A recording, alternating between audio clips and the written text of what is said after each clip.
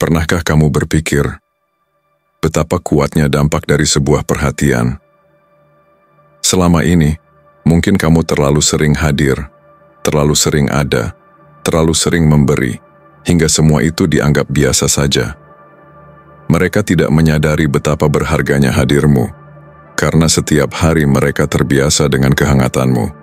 Namun, semua berubah ketika kamu memutuskan untuk berhenti memberi perhatian. Saat itu keheninganmu tiba-tiba menjadi sangat bising.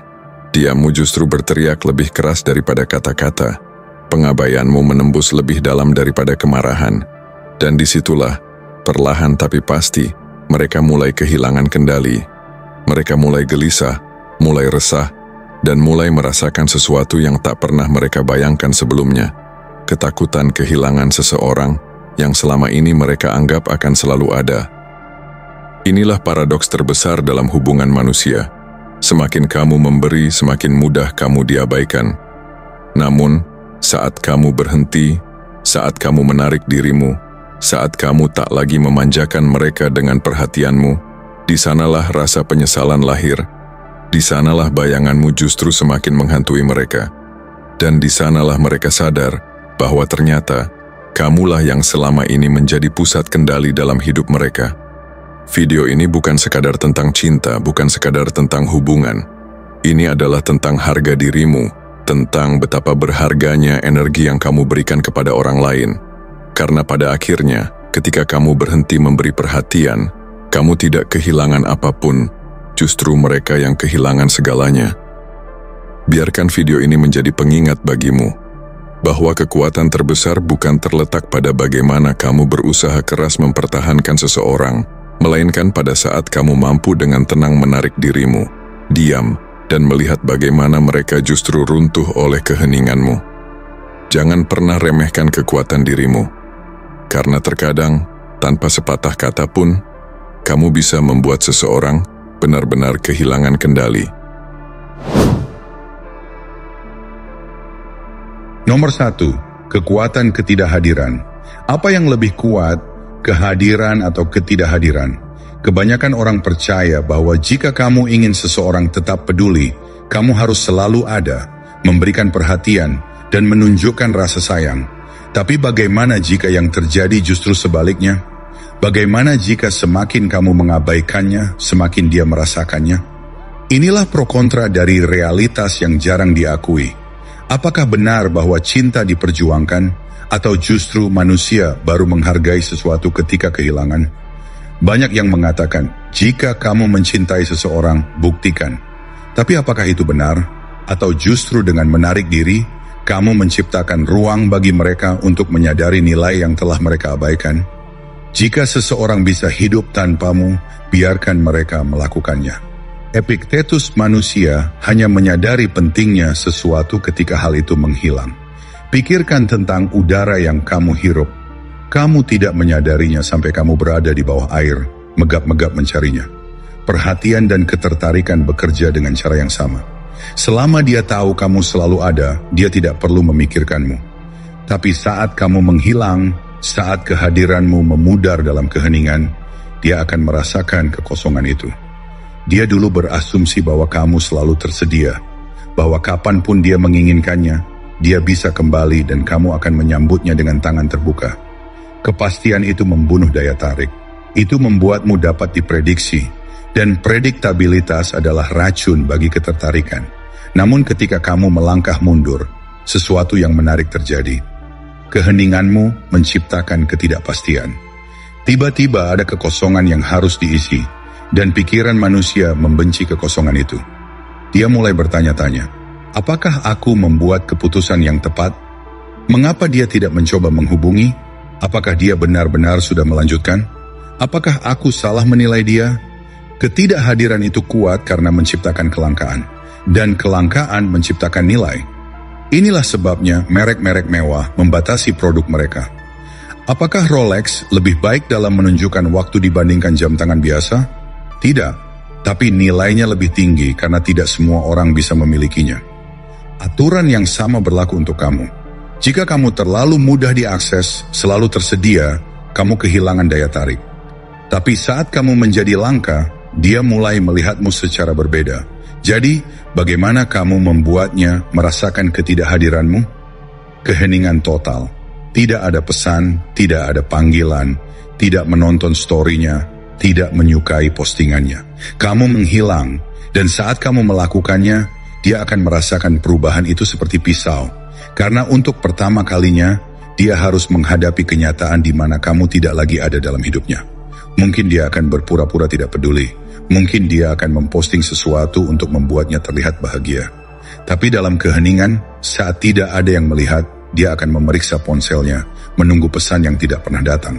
Dia akan melirik notifikasinya, mencari namamu, dan dengan setiap hari yang berlalu dalam keheningan, dia akan semakin bertanya-tanya apakah dia kehilanganmu selamanya.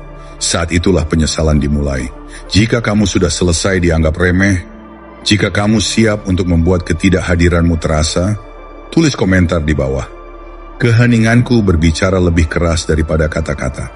Sekarang mari kita lanjutkan. Nomor 2, ketidakpedulian adalah kekuatan tertinggi. Apa yang lebih kuat, bereaksi dengan emosi atau tidak peduli sama sekali? Banyak orang percaya bahwa menunjukkan kemarahan, kesedihan, atau bahkan diam adalah cara untuk membuat seseorang menyesali kehilanganmu. Tetapi bagaimana jika itu tidak cukup? Bagaimana jika kekuatan sejati justru berasal dari ketidakpedulian total?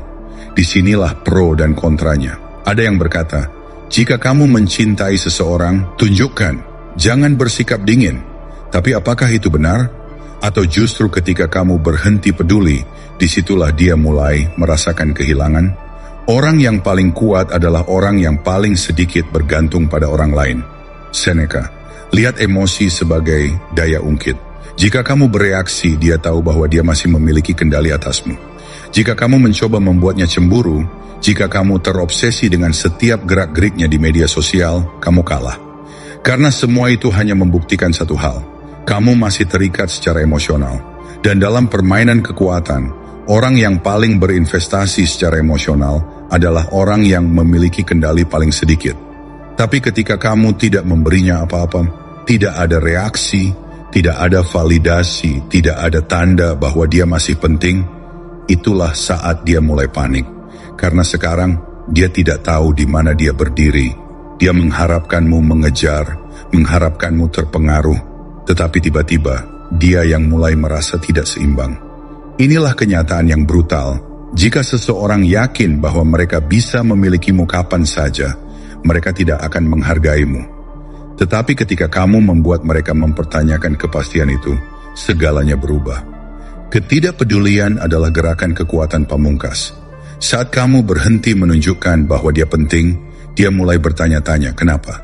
Dia akan mencari tanda-tanda bahwa kamu masih berjuang tanpanya. Dan ketika dia tidak menemukan apapun, saat itulah kehilangan terasa nyata. Pikirkan bagaimana orang bereaksi ketika mereka kehilangan sesuatu yang penting. Awalnya mereka tidak peduli, lalu mereka mulai mencarinya. Ketika mereka sadar bahwa itu benar-benar hilang, disitulah keputusasaan muncul. Dan itulah yang terjadi ketika kamu menguasai ketidakpedulian. Tapi ada satu hal yang perlu dipahami. Kamu tidak mengabaikannya untuk mendapatkannya kembali.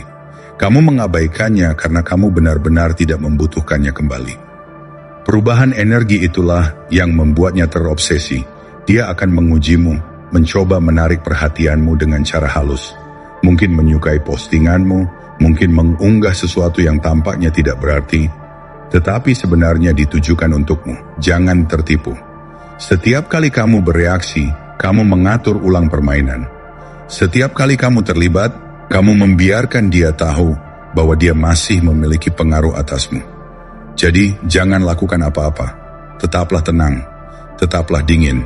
Tunjukkan padanya bahwa dia tidak lagi relevan, dan di sanalah titik di mana dia mulai meragukan segalanya. Jika kamu sudah selesai bereaksi, jika kamu siap untuk mengambil kembali kekuatanmu, tulis komentar di bawah. Saya tidak berutang apapun pada masa lalu. Nomor 3, kamu tidak pernah mengejarnya, kamu mengejar validasi. Bayangkan sejenak, apakah kamu benar-benar menginginkan dia karena siapa dirinya, atau karena perasaan istimewa yang diciptakannya dalam dirimu? Disinilah perdebatan muncul. Di satu sisi ada argumen bahwa cinta sejati harus dibuktikan dengan perjuangan dan pengorbanan.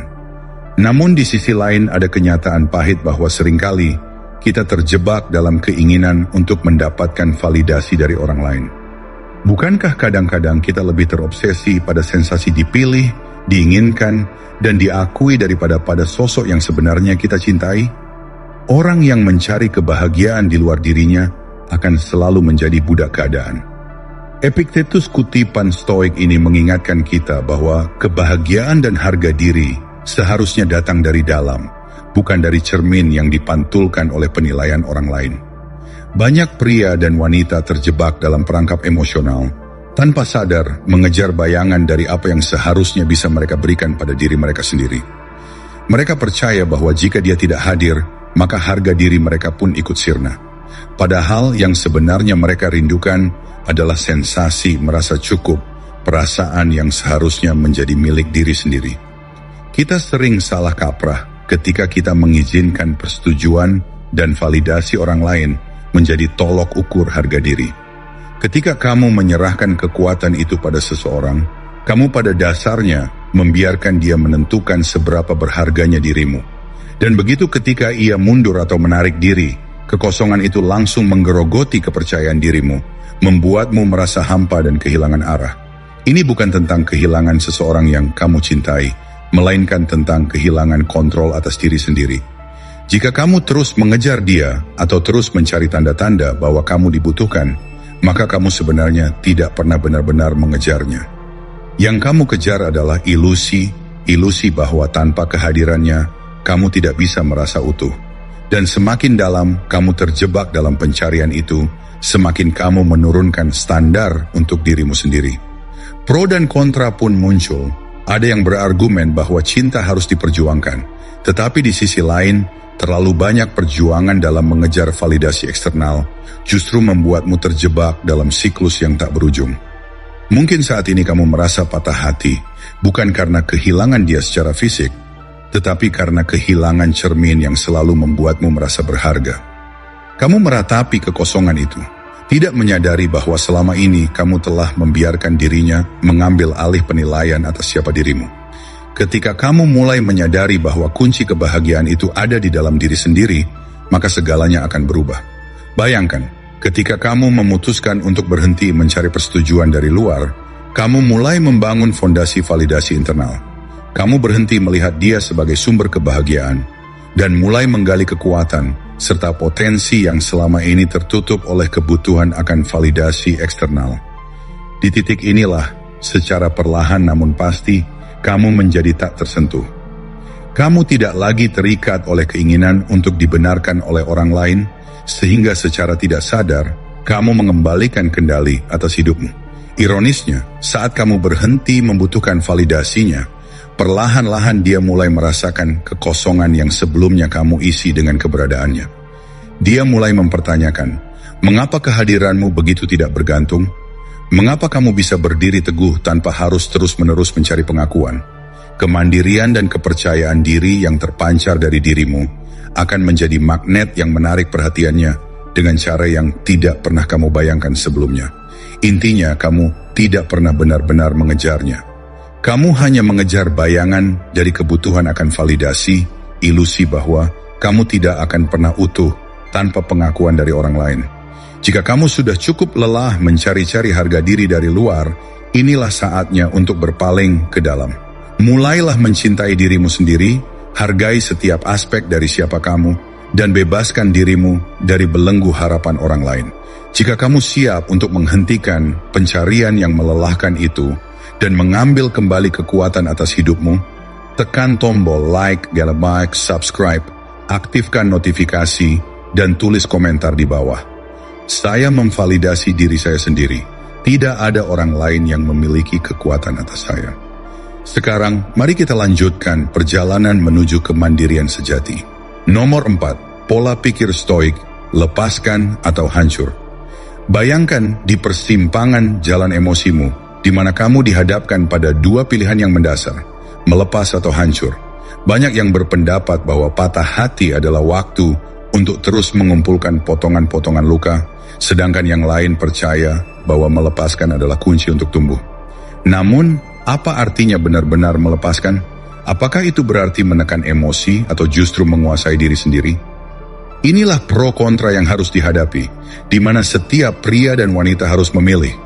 Apakah kamu akan membiarkan rasa sakit menguasaimu atau mengubahnya menjadi bahan bakar untuk menciptakan kehidupan yang lebih kuat dan bermakna? Dalam dunia stoik, pilihan itu jelas, lepaskan atau hancur. Namun bukan berarti kita harus membungkam seluruh emosi kita.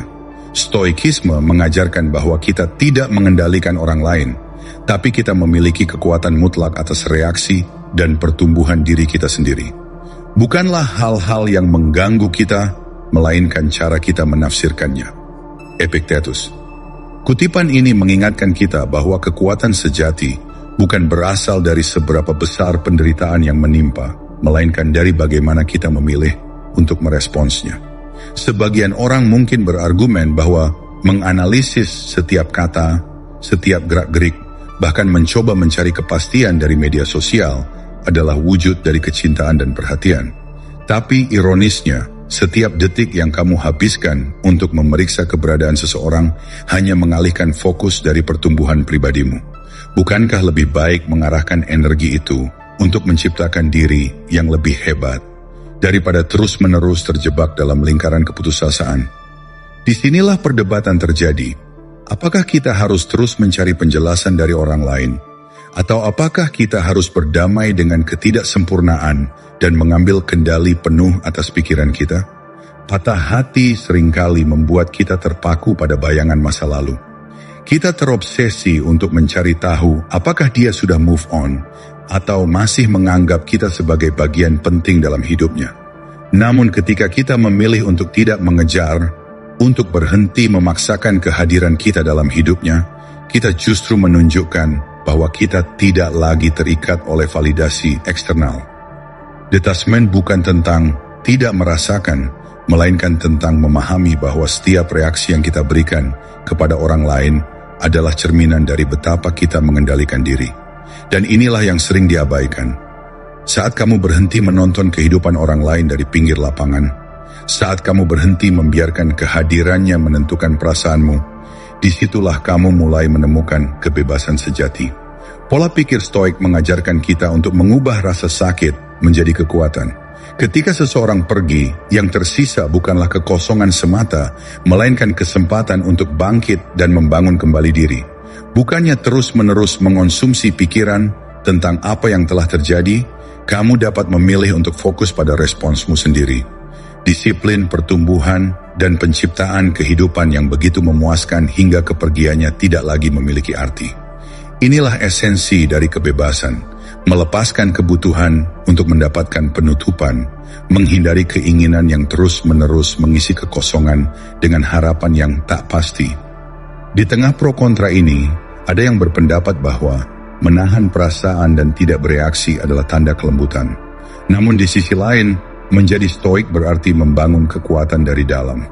Ketika kamu memilih untuk tidak terjebak dalam keputusasaan, ketika kamu berhenti memeriksa media sosialnya, ketika kamu berhenti menganalisis setiap pesan atau postingan, itu adalah deklarasi bahwa kamu sudah terlalu jauh berkembang. Kamu tidak lagi mengizinkan orang lain mengendalikan emosimu.